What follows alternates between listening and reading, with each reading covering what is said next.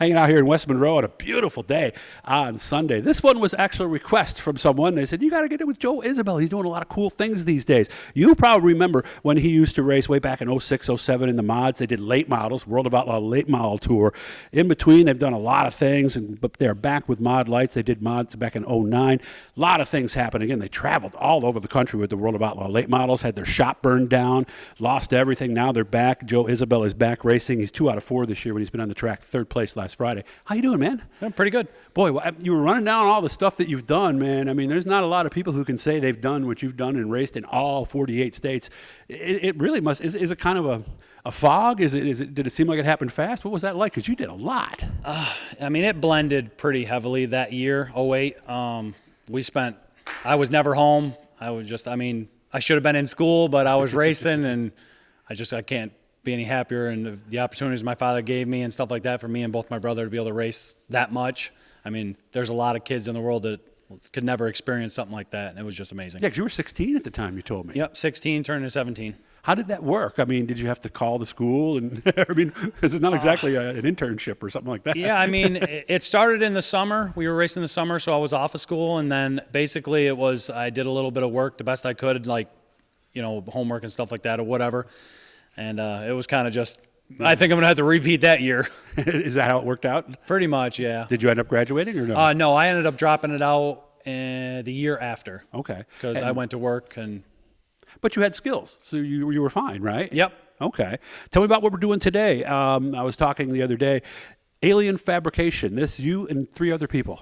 Yep, it's me, Jason Giblin, Justin Williams, and Joel Moeller. All right, we're going to get to more of that on the next one, but I wanted to make sure to throw a little tease out for you there. But they are building Mod Lite chassis. So how'd you get started? Was Dad already racing by the time you got to be a teenager? Yeah, he's been racing his whole life, and he raced four-wheelers for years. And then he got into the roll cage stuff, and I got off the dirt bikes and off the four-wheelers. And then once I was old enough, I was able to race the Mod Lites. I like how you did that, the cage, because what do they say with age, get a cage? Yep. So you were a little kid racing motocross then? Or were yes, you a I little older? raced motocross since I was 3 all the way up until about 14, and then I just waited until I was 16 because you had to be 16 to race cars at Brewerton back then. Oh, that's right, you did. I forgot about that. So Okay. I was 16, unfortunately, for 2 years. And you've heard other people I've talked to them about. I mean, those are good trainers, the four-wheelers and the motorcycles, Yep. aren't they?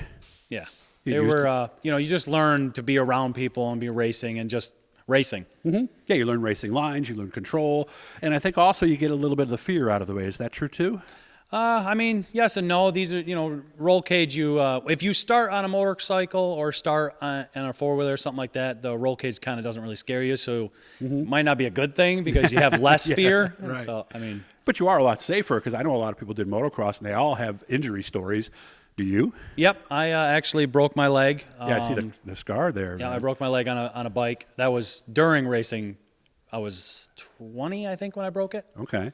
What's the scar from? What'd they have to do? Reconstruct I things, broke or? both bones, tibia and fibia. And Oh, you did them both? Yep. You didn't fool around. Bone came right through my leg. Oh, compound fracture. I can see the spot Yep. where that is. I hear sometimes in situations like that, you just go into shock. You don't even feel the pain initially.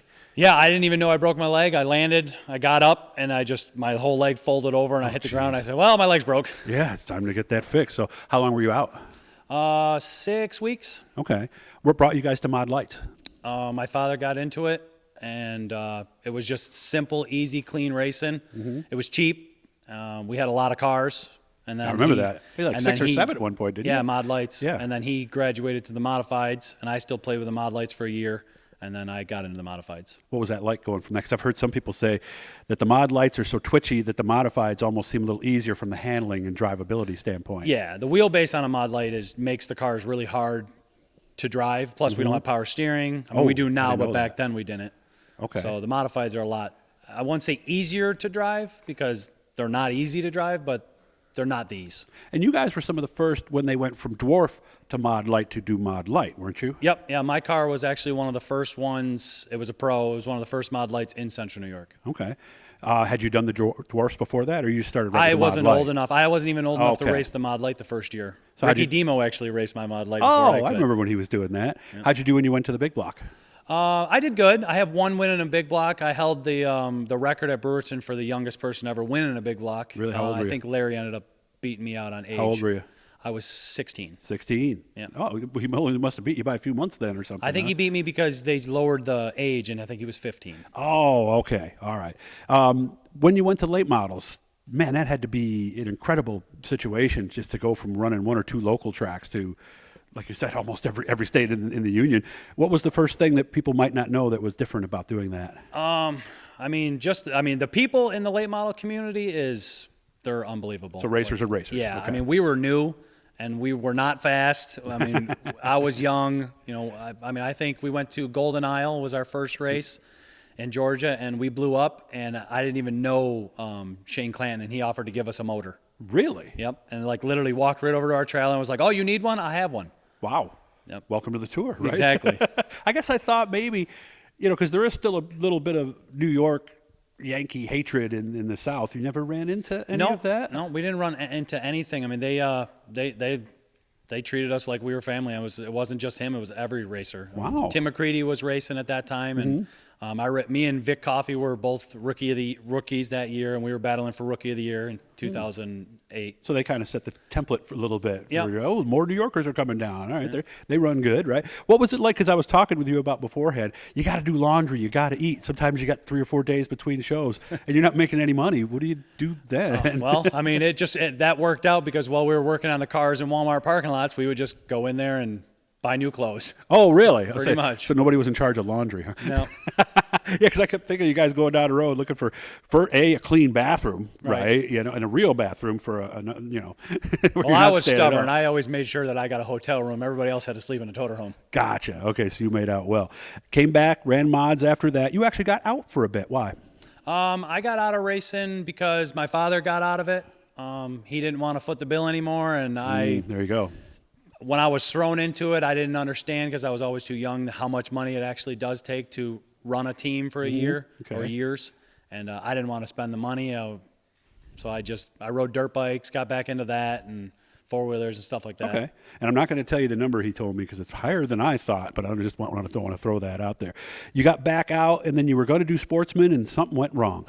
Yep, I had the Mod Lites, got back into the Mod Lites in 2011 after taking 2010 off, and then we raced. And then my father got out of it, and I stayed doing it in 2017 and decided that I wanted to go sportsman racing because the Mod Lite class was slowly dying. And then my garage burnt down, and I lost both my sportsmans right before Oswego. When was this? Just the end of 17, yeah. 17? Okay. Oh, right before the first one? Right at before Oswego. the first one at Oswego, yep. Oh, I man. just left Scott Jeffries, put all the parts on the car, and I was in Albany working when it happened. Oh, now how does that work? Do you get like with insurance and stuff? So I put insurance on the building, and insurance companies, they're just great people. So they ended up coming here and they said that it wasn't covered. Really? And the building or everything else? Everything. Nothing was covered. And we're going to do something on this down the road because I do know somebody in the business, and this has happened before, and there is a way around that, and I'm going to try to figure out what it is. So you learned from that, obviously. Right. This is better insured this time, this Yes. place we're in now? Yeah. I'm going insurance poor now. And obviously we had a good weekend. We pit third on Friday third. night. Not bad. Started 8th, so third I can't complain with, but we're messing around with shocks right now trying to get ready for nationals. And we're going back to the old shock package just to finish out the year. Well, that's everybody nowadays, isn't it? Pretty much. Oh, yeah, I mean, if you don't try stuff, you won't learn. And you guys don't run coil suspensions either, though, do you? No, we do. They do. Yeah, Okay, I couldn't front see and it. Oh, rear. there it is right there. I see it. So obviously has a revolution similar to what happened in modifieds happened here.